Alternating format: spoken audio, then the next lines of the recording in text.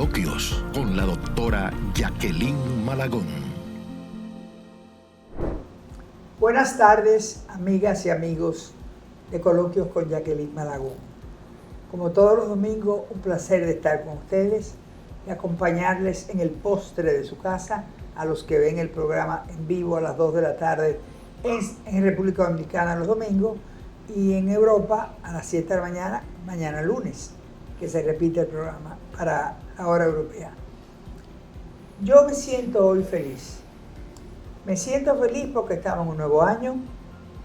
Hemos repetido a petición popular el programa que grabé con Mechi Hernández, que yo le llamo mi copatrocinadora y cooperadora del programa, porque ha venido mucho conmigo, me ayuda muchísimo. Nos pidieron que la semana pasada que repitiéramos por la cantidad de datos que dimos. Esos últimos programas hicieron un recuento de lo que había pasado en el año calendario 2025 en la escuela y hicimos básicamente todas las cosas buenas, pilotos en proceso o programas que ya van desarrollándose, que van caminando bastante bien. Son esperanzas realmente esperanzadoras. Pero yo hoy quisiera decirles que no vamos a criticar negativamente a nadie, porque esto no es un programa para criticar negativamente a nadie. Pero vamos a ver la magnitud general del sistema en lo que es el inicio del año calendario 2026 y el segundo semestre del año escolar 25-26. El invitado de hoy es un amigo de todos ustedes. Están de este programa con la misma Mechi. Ha estado conmigo aquí no sé cuántas veces. Se trata del gran profesor, maestro, psicólogo, doctor Leonardo Valerón. Mi querido Leo, hermano y amigo. Hola. Hola, Jacqueline. Dime, ¿cómo tuvo el fin de año y el inicio de año? Bueno, el fin de año no estuvo muy bueno porque una mujer que llevaba 16 artículos de las bondades de la inteligencia artificial fue hackeada bestialmente. ¡Ay, Dios! Y no me quitaron la ropa porque no me pudieron agarrar. Pero me quitaron, lo que más me quitaron fue la paz. Me quitaron la paz en un periodo en que mis hijos van a estar conmigo en Estados Unidos. Nos reuníamos y el 25 de la noche me hackearon. Me lo imagino. Todavía estoy bajo amenaza. Wow. Me lo imagino porque yo pasé por algo parecido hace unos meses anteriores. ¿Será producto de los nuevos tiempos? ¿Será producto del ambiente nacional o internacional? Porque no solamente pasa aquí. No. ¿De qué es producto? Porque esto es parte de la violencia. Leo, tú que eres psicólogo. Bueno, hay mucha gente curiosa. Que querían ver lo que yo tenía. Pues tú sabes que es tan curioso que los forenses privados míos, ya la justicia, no, los fiscales, tienen el material porque se metieron a mi computadora. Yo estaba en Estados Unidos con la casa cerrada y compraron un remote PC con la cuenta mía. Le dieron 7 días de prueba. No tuvieron que pagarla. Wow. Porque sacaron lo que querían sacar, pero ya la justicia, los fiscales tienen todo el material, pero la gente mía me sacaron 27.430 documentos.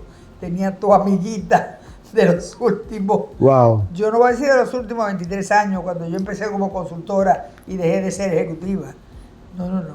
Estoy hablando de los últimos 18 o 20 años. 27.430. Wow. Están en mi poder, en mi nueva computadora, porque te imaginarás que tengo una nueva computadora. Me imagino. Así es que, amigos y amigas, tengan cuidado porque mi problema fue que yo ponía en el teléfono las claves de los bancos y yo ponía el teléfono, la clave de la tienda Y yo podía el teléfono la clave de todo. Yo tenía 2.600 contactos, un WhatsApp larguísimo y se lo serví en bandeja de plata.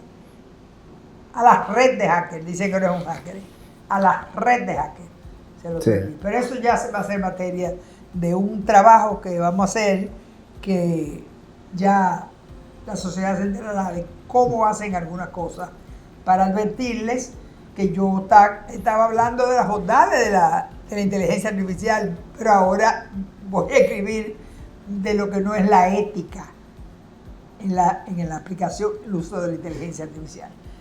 Y Leo, tú has escrito sobre la inteligencia artificial, has escrito varios artículos muy buenos. Ferran también, también del grupo nuestro, pero yo creo que vamos a tener que desnudar a la inteligencia artificial. Así es.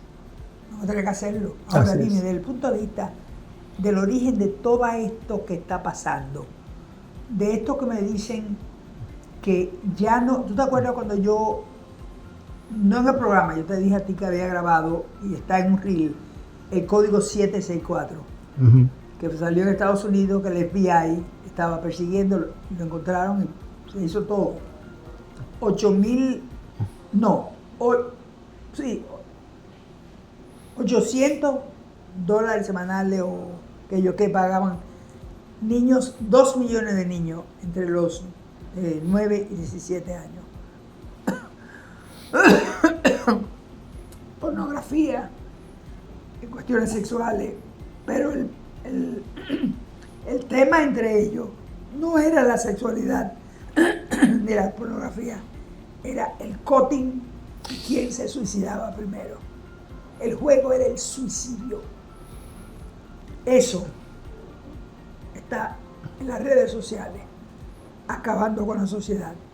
Tú estás más enterado que yo de que Australia prohibió las redes sociales. Así es. Chile prohibió totalmente las aulas. No hay celular, no hay tableta, nada lo permite el sistema educativo del gobierno de Chile.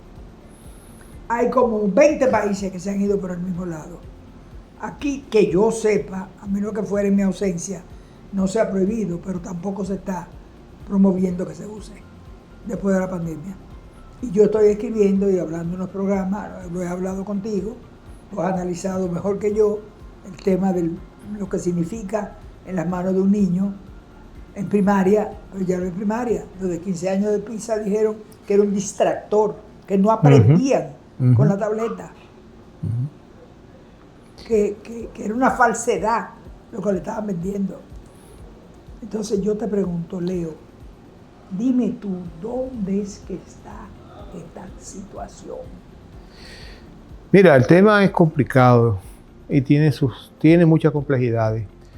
Uno tiene que admitir que, bueno, el desarrollo tecnológico genera, digamos, bondades y genera muchas cosas positivas para la vida humana. No hay duda de que todo este desarrollo que tiene la informática desde los años finales de los 70, 80 hacia acá, nos han cambiado en muchos sentidos, y yo digo que en sentido general positivamente. Nos ha cambiado la vida, el trabajo. Hoy hacemos cosas que antes eran casi imposible hacerlas.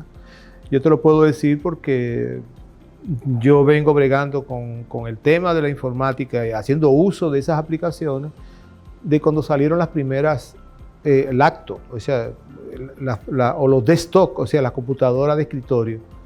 Desde ese tiempo yo vengo, a mis hijos yo los metí en eso y ellos de chiquitos, desde muy pequeños bregaron con eso. Hay muchas cosas buenas, pero definitivamente el tema de la tecnología no es la tecnología en sí mismo, sino el uso que se le da a la tecnología.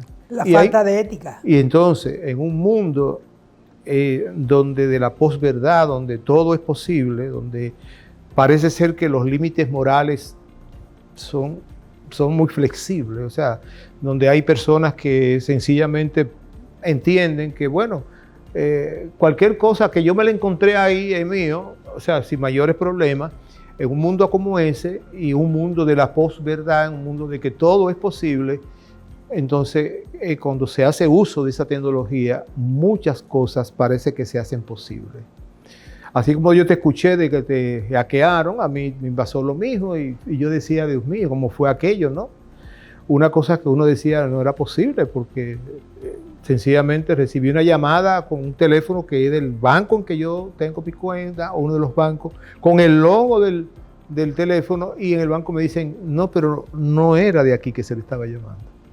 O sea, tomaron el teléfono, el número del teléfono y el logo que le apareció en su teléfono, lo tomaron del banco, pero no era el banco que estaba llamando. Y uno decía, wow, y es que la tecnología permite eso y más, y más. Entonces, de alguna manera... Me clonaron la voz. Te clonaron la voz. Mi nuera dio unos cuartos, me mandó unos cuartos. Primero a mi cuenta y después dijeron, no, espérate, yo hablando, ¿qué problema? Yo necesito, me equivoqué, mándame 50,000 pesos más, pero mándamelo a este nombre y esto, porque es que lo tengo a la fulana de tal, en dar número de cuenta. Y eso se lo mandaron. Hay que tener un cuidado muy grande con eso. Y entonces, cuando uno entra a eso, al ámbito de la niñez, de los jóvenes y la educación, entonces el tema cobra, digamos, otra dimensión. Yo recuerdo, y siempre lo planteé, de cuando comenzó a hablar aquella vez en educación, aquel programa famosísimo que empezó en Uruguay, una lacto para cada niño. Yo recuerdo, yo... Negroponte en MIT, lo creo. Exacto. Empezó primero en África y entonces fue a Uruguay. En América Latina fue en Uruguay. Exacto. Y yo, de hecho, en esa época, yo estaba incorporado al equipo de UNESCO, del YESE, del Laboratorio Latinoamericano de Evaluación de la Calidad, y ahí estaban los amigos de Uruguay. Y había mucho asunto con aquello, muchas expectativas. Al final de cuentas, Uruguay se metió en eso y después al final de cuentas dijeron, bueno, no, las expectativas eran muy altas, porque efectivamente no cambiaron sustancialmente los aprendizajes de los niños por tener una computadora, porque no es la herramienta. Yo creo que uno pierde de vista, se pierde de vista de que no es la herramienta la que produce aprendizaje. La herramienta es un medio y la herramienta pudiera ayudar a incrementar los aprendizajes, pero no necesariamente, eso no es automático. Los aprendizajes son internos, los aprendizajes se dan a nivel del cerebro, yo digo hasta del corazón. Son una experiencia nueva y por eso se llama aprendizaje, que ocurre en el interior del individuo, donde él empieza a entender o empieza a ver o empieza a comprender de manera distinta las cosas, y ahí se producen los aprendizajes. Y hay quienes dicen, y yo soy de las personas que me voy alineando en esa perspectiva, de que efectivamente cuando eso se produce, cuando ese nuevo esquema de sentir, de entender, de comprender se produce entonces como consecuencia una nueva conexión neuronal, y ahí se produce un aprendizaje mucho más fuerte. Pero no es el medio que lo produce, no es el medio. Es la significación de lo que el individuo hace internamente lo que produce eso, no es el medio de por sí. Entonces, por eso uno oye lo que están pasando en los países nórdicos y en algunos países de América Latina, como tú mencionabas, de que de buenas a primeras, de creernos que usando la computadora íbamos a tener resuelto muchísimas cuestiones en educación, de buenas a primeras decir, vuelven para atrás y dicen, no es así. Bueno, tú explicaste en un programa conmigo, tú fuiste que explicaste y hubo padres que nos escribieron, ¿tú te acuerdas? Sí, perfectamente. Tú le dijiste, es que no sabían cómo escribir porque no hacían este ejercicio. Exactamente. Y tú hablaste del tema del desarrollo motriz. Exactamente. Que yo nunca lo había pensado. Exactamente. Hasta ese día que tú lo dijiste. Entonces, es que el ser humano, yo recuerdo que yo leí hace muchísimo tiempo, yo siempre he leído filosofía, y en una época inclusive de mi vida en la Iglesia Católica como un laico muy comprometido, leí mucho de teología, leí mucho de filosofía, y eso me llevó inclusive hasta leer cosas de antropología. Y yo les recuerdo escuchar a muchos antropólogos y leer a muchos antropólogos decir la importancia que tiene la mano del ser humano en todo lo que son los procesos del desarrollo. Y es que la mano es una herramienta tan flexible y con tantas cosas que nos permite a nosotros tener experiencias extraordinarias. Entonces yo digo, por ejemplo, bueno, déjame decirte que mi nietecito de casi 3 años, lo va a cumplir el mes que viene, de buenas a primeras él me dice, abuelo, y me hace así, o me hace así, y él me dice, hay que hacerlo juntos, porque eso es el lenguaje de señas, que él me está enseñando el lenguaje de señas. Y yo decía, wow, y qué interesante cuando él logra aprender esa herramienta de lo que significa la comunicación utilizando sus manos. Y me lo está diciendo, pero abuelo, y me vuelve, insiste con el tema, ¿no? O me hace así, juntos, o de nuevo, vamos a hacerlo. Y es que yo digo, el ser corporal, en sentido general, el ser corporal es prodigioso.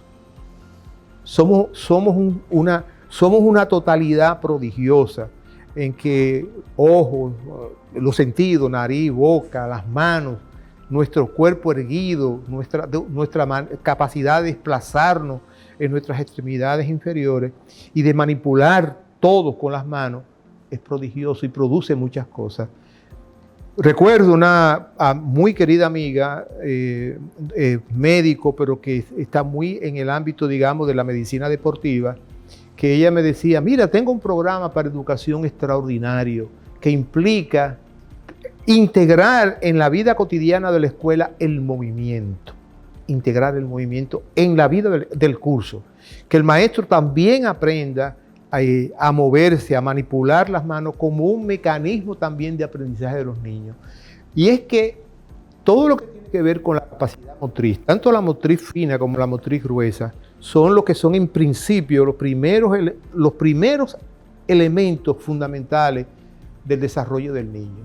Después viene la parte cognitiva, cuando ese cerebro comienza a tener todas esas experiencias y comienza a desarrollarse. Yo estoy segurísimo, José Joaquín sabe muchísimo de eso. Sabe lo que... Cuando ha hablado con nosotros y cuando ha hablado, 3 programas hizo conmigo y fue el orador invitado de la cátedra magistral Jacqueline Malagón en la UNFU.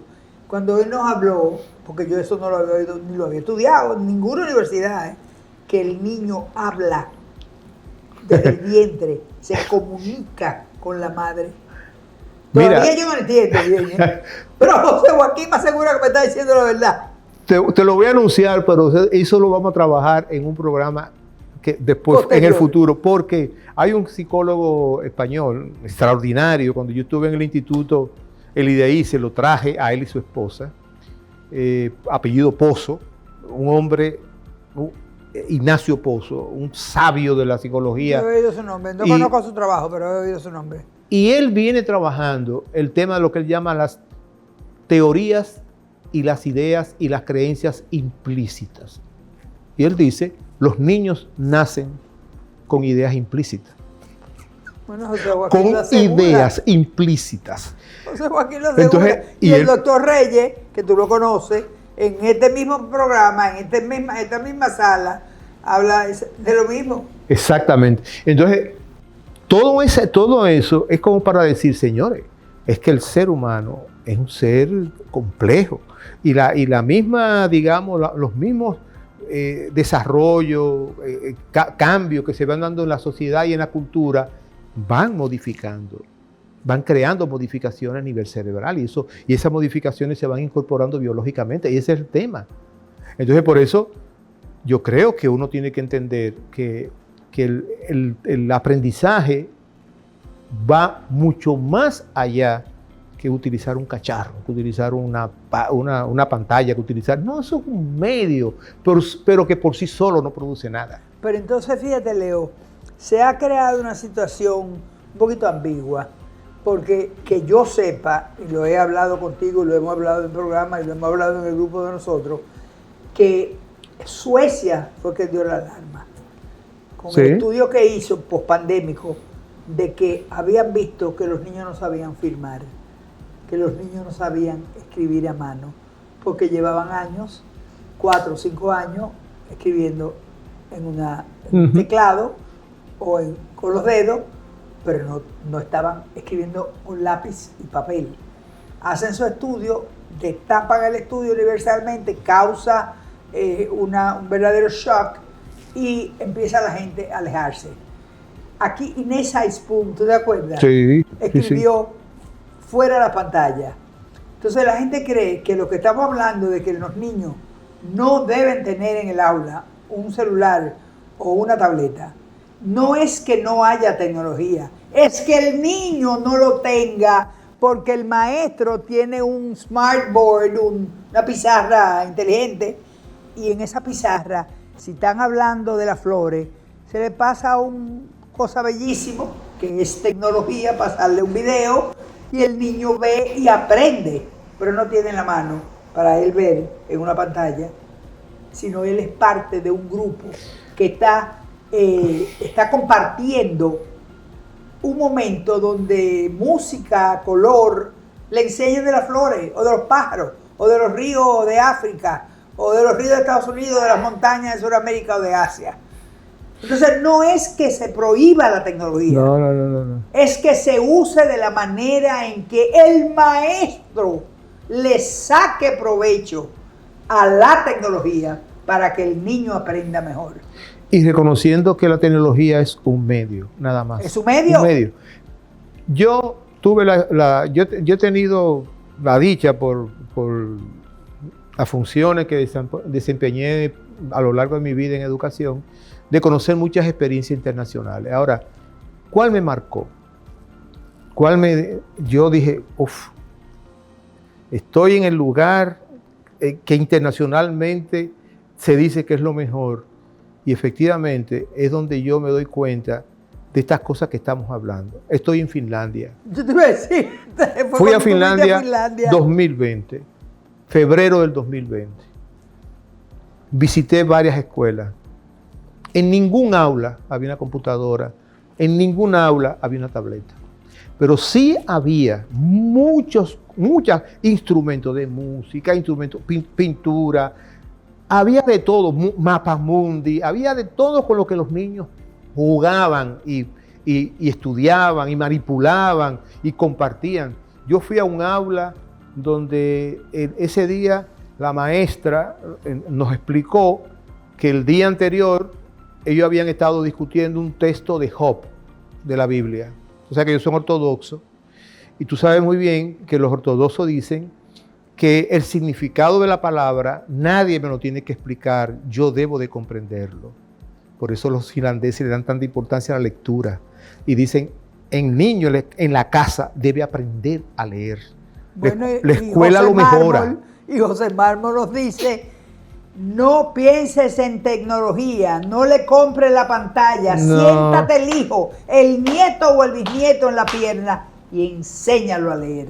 Mi nieto, dice Harari, mi nieto le estaba leyendo a su mamá, leyendo un cuento. El cuento es de dibujo, pero él estaba relatando a su mamá el significado del cuento. Y la mamá durmiendo. Digo yo, pero ves, el rol debería ser al contrario, que tú le leas para que se duerma. No, él estaba leyendo a ella, porque le hemos incentivado en la familia y mis hijos. José Mármol ha escrito. Es que eso es fabuloso. Maravillas. Eso es fabuloso.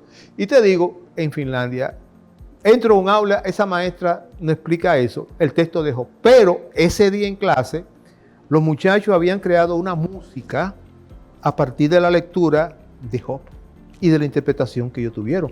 Crearon una melodía. Entonces, ese día tocaron la melodía. Y entró una discusión sobre la melodía, pero la melodía tanto en términos del texto de Job como la melodía como matemática. Yo te digo una cosa. Esa señora, esa profesora, terminó en el aula, en la pizarra, con los muchachos, trabajando matemática y geometría. ¿A partir de qué? De la música. De la música.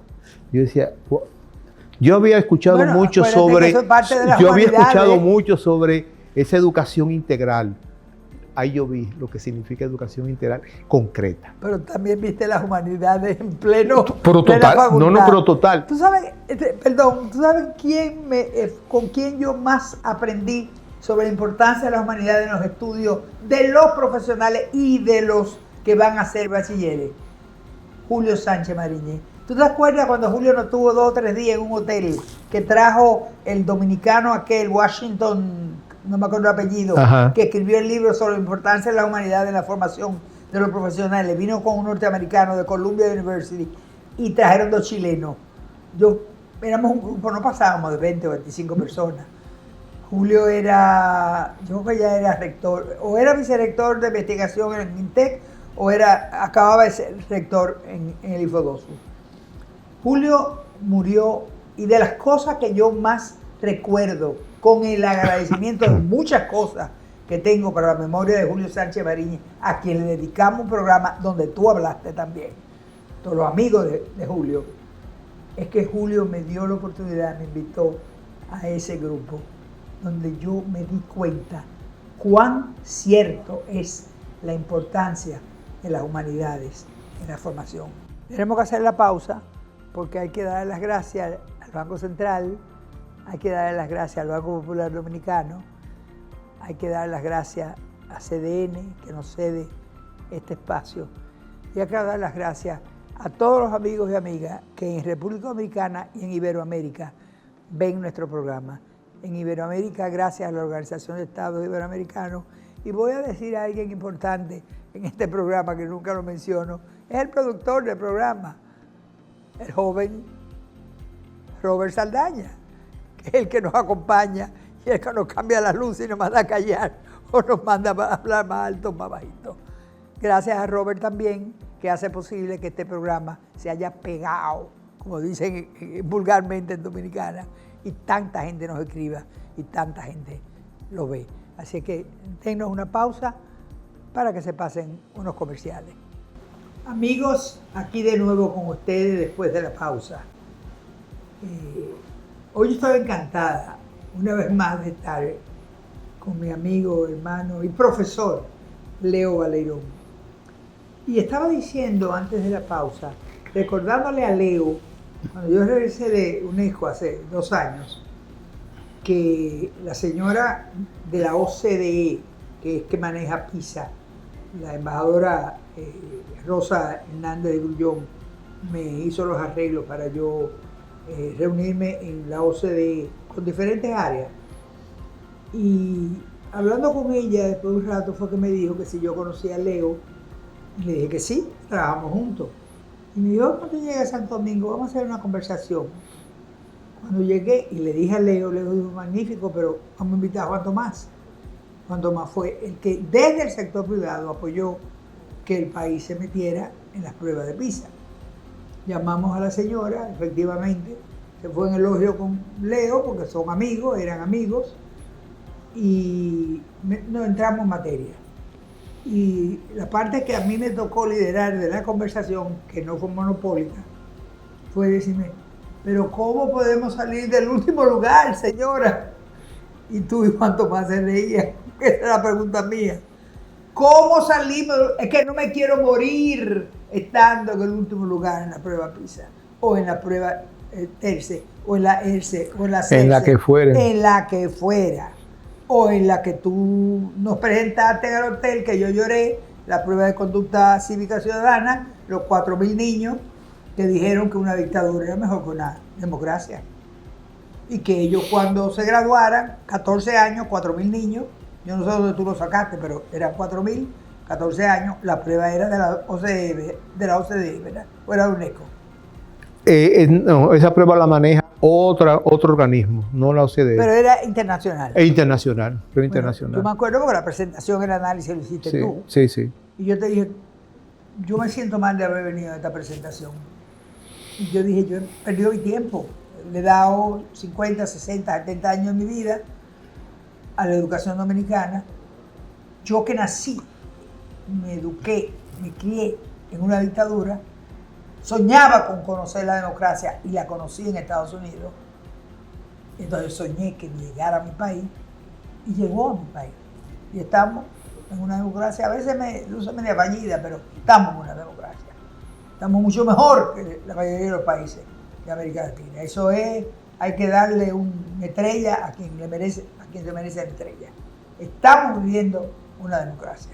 Así es. Debilidades aquí y allí, Hay cosas que debían ser más independientes que otras, pero eso es parte de los tiempos nuevos. Pero yo me acuerdo cuando la señora, te digo algo a ti, ante la insistencia mía, y ella empezó a hablar contigo y Juan Tomás participó. ¿Qué fue lo que ella dijo para solucionar, salir del último lugar? Mira, el énfasis es el tema de la formación docente. Es que ¿Te acuerdas de la conversación? El maestro, la maestra, es la que genera las oportunidades para que los niños, las niñas y los jóvenes aprendan. Y eso está claro, eso no hay que discutirlo mucho. Yo puedo tener un aula debajo de una mata de coco. Pero yo te estoy diciendo, mi aula a lo mejor está los niños sentados en un tronco debajo de una mata de mango. De Platón, Aristóteles. Si hay una maestra, si hay un maestro ahí que sabe lo que tiene que hacer, esos muchachos aprenden. Bueno, cuando tú estabas dirigiendo Educa, que existía aquel programa de Radeco, que yo me fui con Aida Consuelo, que era tu secretaria, tu asistente, me metió en un campo de Barahona a ver las escuelas de Radeco, y fuimos allí y encontramos a un individuo que con un caracol, como si fuera un fotuto, comenzó a sonar y comenzaron a llegar niños de todas las enramadas a sentarse. Él encendió el radio y ahí comenzó el acto educativo. Y yo decía, y los niños seguir lo que en la radio, ese programa estaba muy bien estructurado el de Radeco.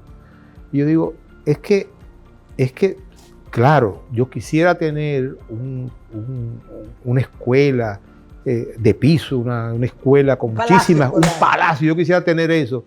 Pero yo puedo tener eso, si no tengo un buen maestro, el muchacho no aprende. No aprende. La clave de la educación es el docente, entonces, es el maestro. Tú recuerdas la conversación. Claro, pero cuando yo casi vuelvo loco a la señora y tú calmándome, y Juan Tomás, pero hay que controlar a Jackie. Y le dije, pero doña, señora, eres española, dígame cómo salimos, por Dios. Y ella te interrumpió y dijo, señora Malagón, busque otro maestro. ¿Sí? Y ahí terminamos la conversación. Y de Pero hecho, no es necesariamente así del todo, porque en nuestro país, cuando hablan de que la educación está en el suelo, de que la educación no sirve, de que deben cerrar el ministerio, de que todos deben sacarnos, que nosotros lo servimos, se les olvida que de 10.000 escuelas hay 1.000 algo que son excelentes, que no es solamente Cometa de Esperanza, que ganó un premio iberoamericano en oro, donde Andrea Suero se lució y está compitiendo por segunda vez. Pues si gana otra vez oro. No me sorprendería que gane. No me sorprendería. Pero Andrea es una estrella, pero no es la única estrella. No. Hay otras Andreas. No voy a decir que mejore. No. Pero hay muchas Andreas. Es como que hay muchos Leo, hay muchos Jacqueline. Mira, hay muchos Radamés, hay muchos Fernando y hay muchos Juan Tomás. Yo siempre he conocido maestros y maestras, directores, que son extraordinarios en este país. Lógicamente, muchos de ellos son personas que hacen su trabajo silenciosamente. No salen en la prensa. Consuelo. No salen, Consuelo. Aquella escuela que yo siempre dije, el Platanal, de Cotuí. Siempre habla del Platanal. Escuela donde se encontraban maestros, donde encontraban a directivos de la escuela que sabían lo que tenían entre manos. Yo quisiera, Leo, que tú le dedicaras un minuto para que nuestra audiencia, que estoy segura que las familias y los docentes que nos están oyendo están interesados en lo que estamos trabajando.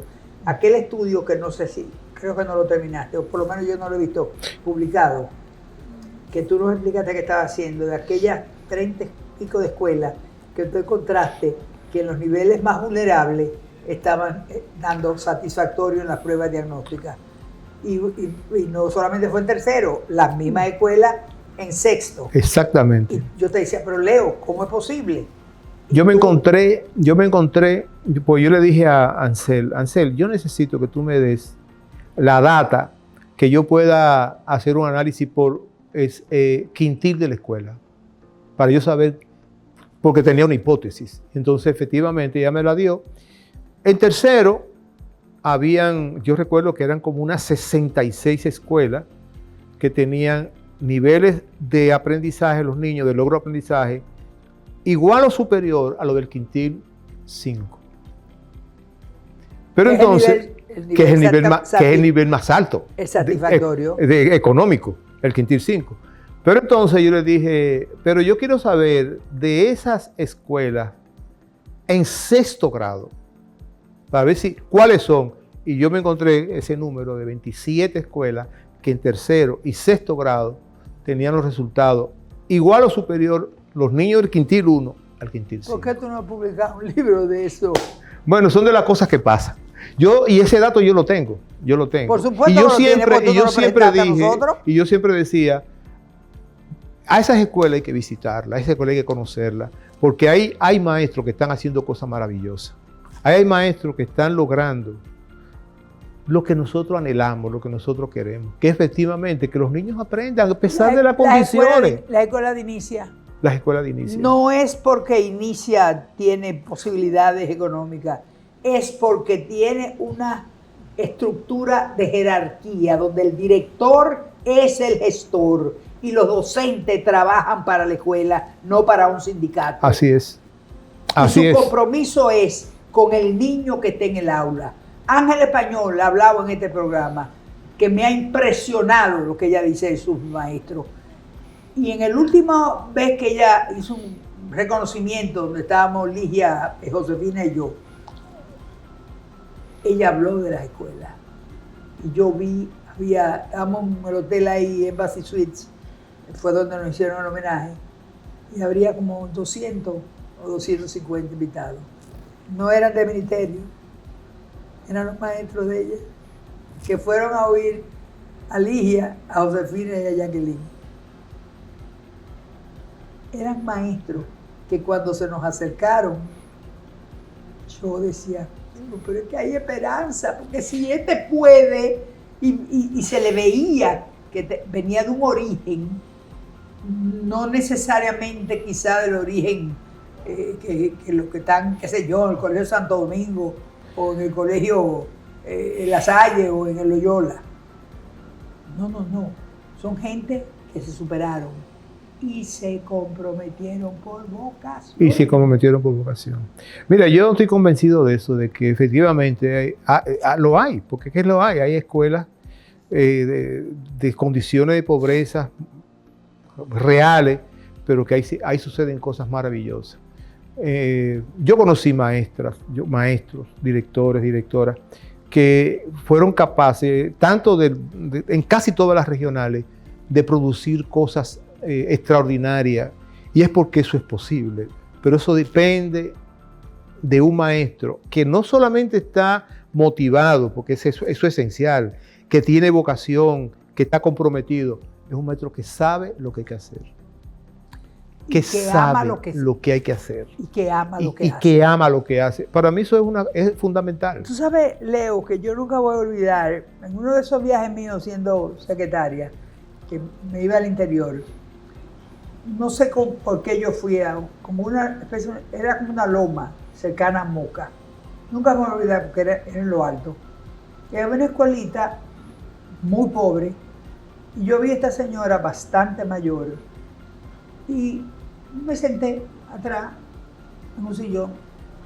Ella me vio, me imagino que sabría quién yo era, sabía y no lo sabía, pero eso no era lo importante. Lo importante es que yo me senté de manera, ¿cómo se dice? Cuando tú estás y no estás, de manera invisible. Invisible. Sí. Y yo me quedé 2 horas viendo a la señora. Aquella señora tenía 20 y pico, 30 niños, que era así. La seguían con el pensamiento. Y yo vi a esa mujer que hablaba, ella no estaba hablando de un texto, ella estaba hablando del alma. Exacto. Ella quería comunicar cómo se hablaba. Ella quería comunicar el valor de las matemáticas para aprender a pensar. Ella quería que los niños supieran que en la geografía universal hay tales países. Y yo estaba embobada, como dicen los muchachos aquí, oyendo a esa señora. Estamos hablando de una de las zonas más pobres que hay en el Cibao. El Cibao no es una zona pobre, porque donde está la agricultura más rica. Pero esta señora se le veía la vulnerabilidad, pero se le veía una grandeza extraordinaria. Cuando tú coges para Consuelo, pero háblate con Gustavo, nuestro amigo, nuestro nieto, Gustavo Tavares. Gustavo está dando clase en Consuelo, sí, está fascinado. Sí, yo sé, él me lo dijo. No, él está fascinado. Está gozando tú eres, por allá. De los masculinos, tú eres su héroe. Pero te voy a decir una cosa, es que hay escuelas que van, la de los jesuitas, cuando a mí me llama fulana de tal, la amiga, que la muchacha del servicio de ella quiere que en Guazumal el niño o la niña vaya a tal escuela que es de fe y alegría, y entonces le dicen que hay 47 niños esperando por un asiento. Ay, doña Jacqueline, usted es amiga de la monja. Ay, doña Jacqueline, mire a ver lo que usted hace.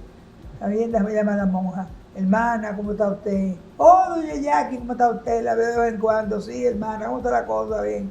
Hermana, tengo un niño, hijo de una persona que trabaja, que es muy mía, que es su muchacha.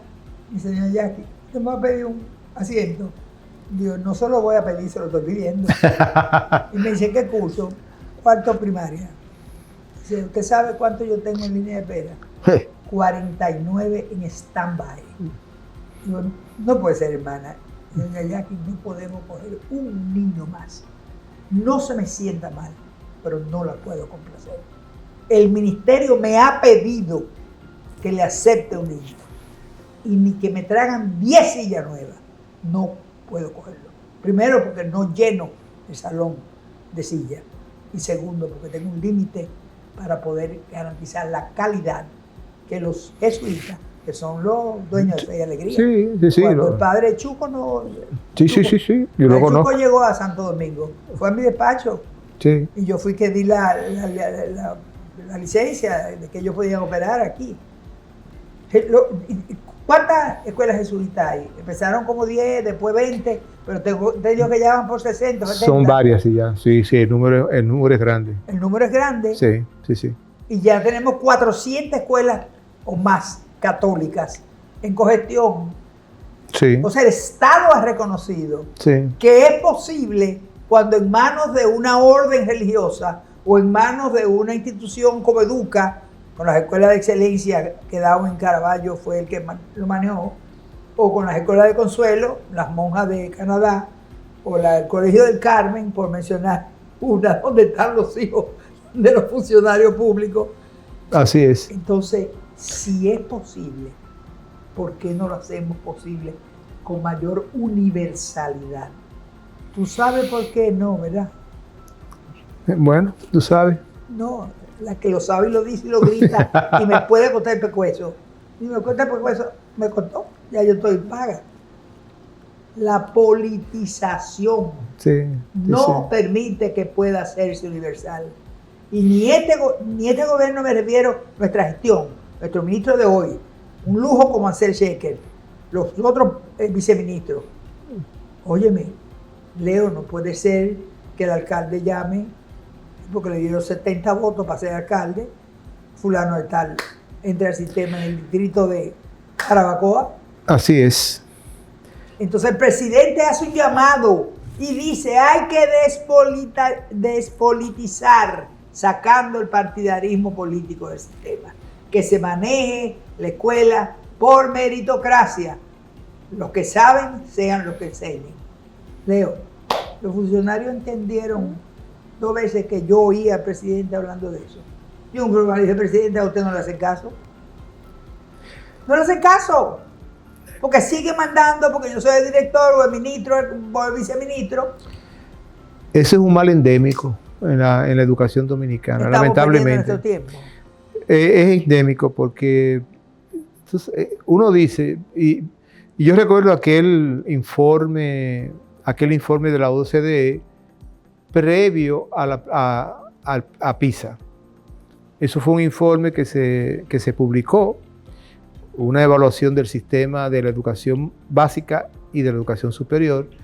Y en el informe de la educación básica, en las conclusiones, los técnicos de la OCDE decían, en República Dominicana los diagnósticos están hechos. en educación. El país más estudiado.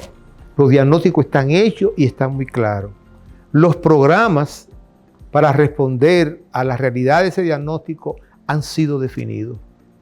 Y están muy bien, ellos lo planteaban así, están muy bien definidos, diseñados y todo.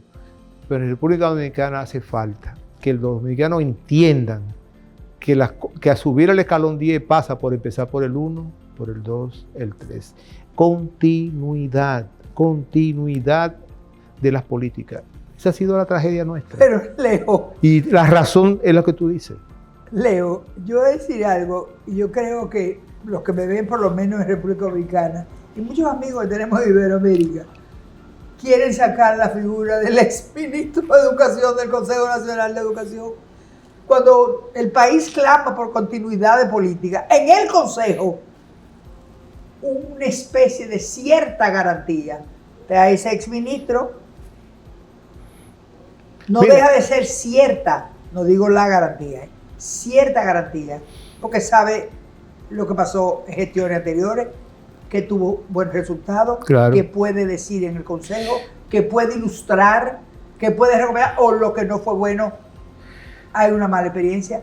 Hay que sacarlo. Ahora sucede una cosa muy curiosa, porque fíjate, un exministro reciente, prácticamente, escribió en la prensa un artículo sobre la situación de la educación dominicana, y justamente todo su argumento de un artículo que era la mitad de la página del periódico era la necesidad de la continuidad de la política. La continuidad de la política. Él no siguió la continuidad. Entonces yo digo, yo sé de quién tú hablas. Pero por Dios, pero eso se lo planteamos a él mismo.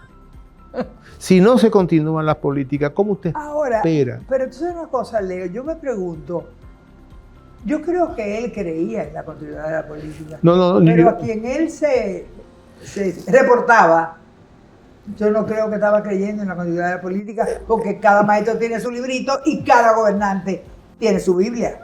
Mira, yo eso lo tengo claro. O sea, en mis años en educación, yo vi y escuché muchas cosas. Esfuerzo de algún ministro, de alguna ministra, loable por hacer cambios sustanciales en esos términos de que no primara lo político y que sencillamente le llegara una orden de Palacio diciéndole, deje eso como está. Y eso lo viví yo. Eso lo viví yo personalmente. Pueden decir lo que quieran decir. A mí me pidieron una evaluación, yo la hice, de todos los directores distritales y todos los distritales regionales. Y de esa evaluación que se hizo muy objetivamente, un porcentaje relativamente alto había que cambiarlo. Y sin embargo, a la persona que estaba en el Ministerio de Educación le dijeron que se olvidara de eso, que eso no era posible. Entonces yo digo, no, es que el rol tan importante que juegan, por ejemplo, las direcciones distritales, porque son la estructura, es la parte de la estructura del ministerio que se supone que acompaña a la escuela y que la acompaña de manera inteligente a la escuela y que le proporciona a la escuela lo que la escuela requiere en un momento determinado. Yo digo, bueno, el día que nosotros logremos, lo que han logrado otros países, que el maestro del aula es el que más sabe y por tanto, ¿quién le va a orientar? Quizá hay uno que lo coordine, que coordine a otros, con otros maestros.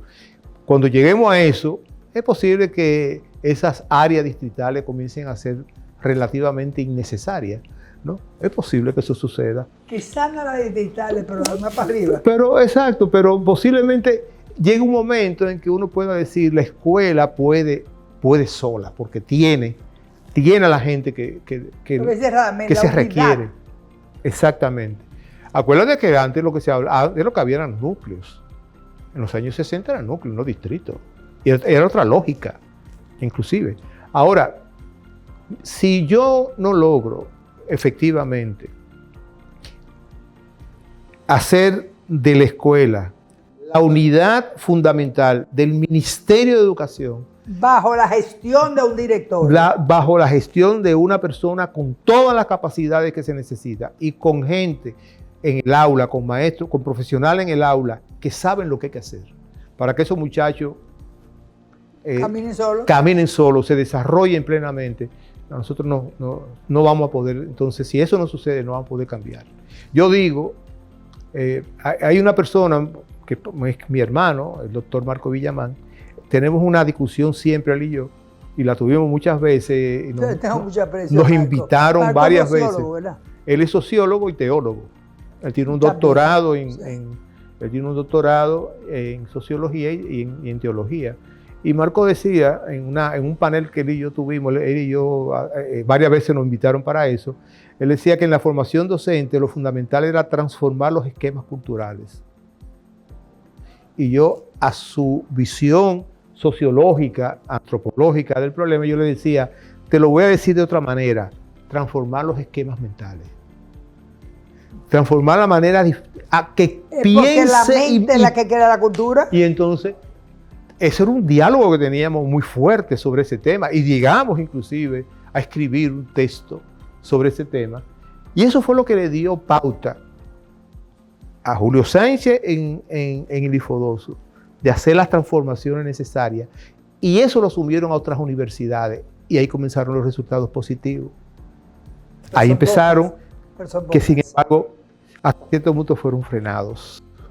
Yo no sé qué va a pasar. Bueno, hay elecciones ahora de nuevo rector en Infodosu. Ya Nuri no va a seguir. Estoy muy preocupada. Y entonces yo digo, bueno. Pero mira, Leo, esta conversación la tenemos que seguir. No, claro. Tú sabes que siempre decimos, yo digo que es un cliché, que el tiempo es mortal en la televisión. Así Eso es. lo oí de alguien, no lo creé yo. Tenemos que terminar, pero tenemos que hacer un compromiso con nuestros amigos que nos están viendo, de que esta conversación tiene que seguir. Por supuesto. Porque yo quiero que hablemos de la transformación curricular que hoy demanda el sistema educativo. Yo no sé si cuesta o no cuesta. Mi tema es que yo aprendí que el signo de peso o de dólar no va antes que la tesis, la hipótesis, la propuesta, el programa o la acción educativa. Así va es. Después. Va después. Entonces, si cuesta o no cuesta la transformación curricular, yo quiero hablar, yo pedí una cita ya con el ministro que había regresado al país, etc. Debe haberse enterado de lo que yo he pasado con el hackeo.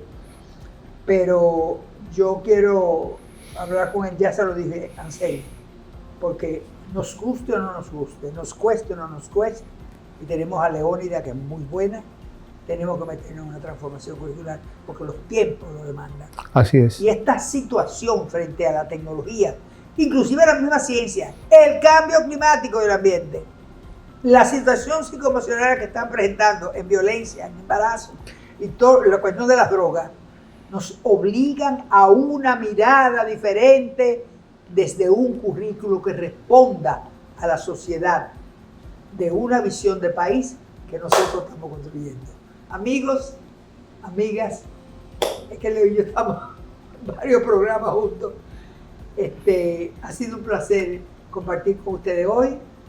Nos encontramos el domingo que viene, si Dios quiere, con otro buen programa. Nuestros amigos de Iberoamérica, todos los países, nos saludan y nos escriben y nos dicen, gracias a la OEI y el Banco Central y el Banco Popular, que nos llevan de la mano, ningún otro tipo de interés, más que dos veteranos, dos maestros, dos expertos, dos viejos, como tú y yo, compartamos nuestras experiencias. Claro. Porque no es sabiduría, puede que los jóvenes sepan más que nosotros, pero no tienen lo que hemos vivido.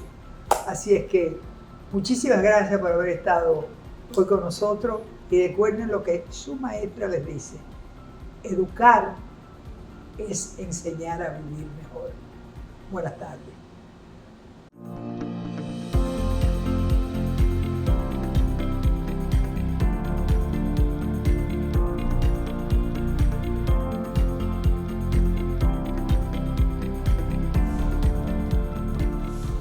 Coloquios con la doctora Jacqueline Malagón.